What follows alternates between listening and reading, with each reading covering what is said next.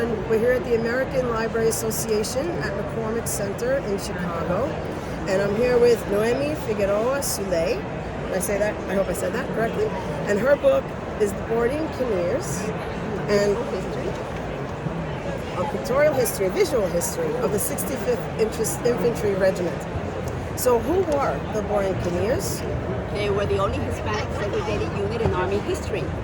And as a segregated unit, they were created in 1899 when the U.S. took over the island of Puerto Rico.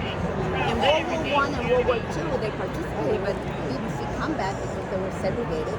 But in the Korean War, when they needed troops, they were used extensively during the Korean War, and they created, fame as being warriors. Right. And General Douglas MacArthur, great. Right. Renowned to get his recognition. Wonderful.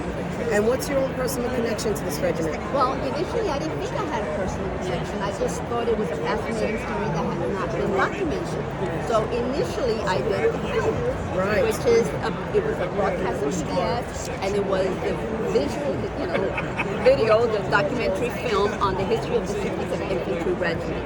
I was in the Armed Forces Network as well, and it won the Military Channel Award at the AI Film Festival, amongst other Latino mostly film festivals. So it took me 9 years to finish the film and raise the money, and that was when I started collecting photographs. Right. And since then, I have several thousand, because I continue to collect photographs from the Veterans Collection, from the National Archives, from other sources. And I knew I had several thousand photographs, and I always envisioned doing something with them.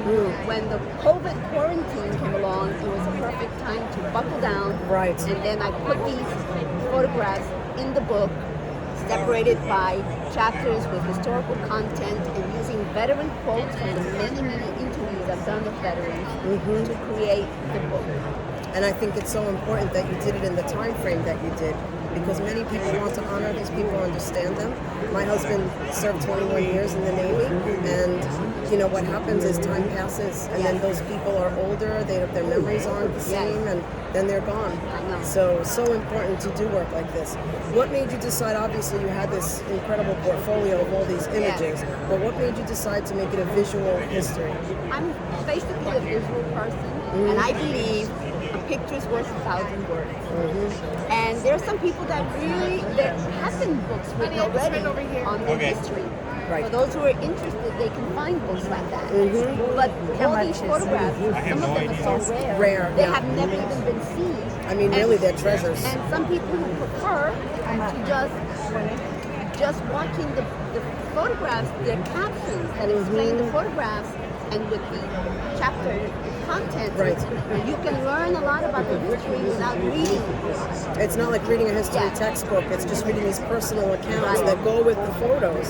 So And it's I really also something. believe, when you see these old archival photographs, when they were in their prime, and they were so handsome with the mustaches, you get an impact that you don't from reading a book. Or from seeing them at 75 years old. I remember when my mother was older and being cared for, and I wanted to bring pictures of her when she was younger so they would know who she really was, who she had been. So it's very moving. I prefer Wonderful. So what would you say were your biggest challenges in putting the book together? Selecting. Being selective, I had way more than I actually inputted. There are over 700 photographs there. And secondly, being selective, being able to divide them by the subject matter, like Puerto Rican POWs, so that it's organized and related to the content around it. And also, many, particularly of the veterans collection, they were not in the best shape. Sure. So sometimes I had these great photographs, but maybe a little blurry have or to be too doctored light, or and updated. I had to do extensive cleaning up of photographs. Right. Tremendous achievement. And now you've won Next Generation Indie Book Awards and National Indie Excellence Award and Florida Book Awards. And Photo Book Awards. And what do you hope the readers will learn from this book? Well, learn about the contribution of our Hispanic citizen soldiers to this country, and in particular the relationship, the special relationship of Puerto Rico. Yeah. Back then it was a colony through the Korean War, World War II in Korea. They were drafted Right. They have to serve, even though they really are second-class citizens. They don't have the right to vote because man, they sent them. And I think the American public needs to know about the contribution of not only Puerto Ricans but Hispanic, so they're very patriotic. Right. And That's what I was going to say. They were drafted and they had to, but they really stepped up and ended up rising to meet all the needs. And they are so patriotic that they feel that they have earned this citizenship. Puerto Ricans are U.S. citizens through their military service.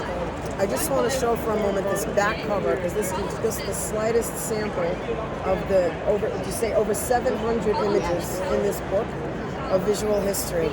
Thank you so much for being with us.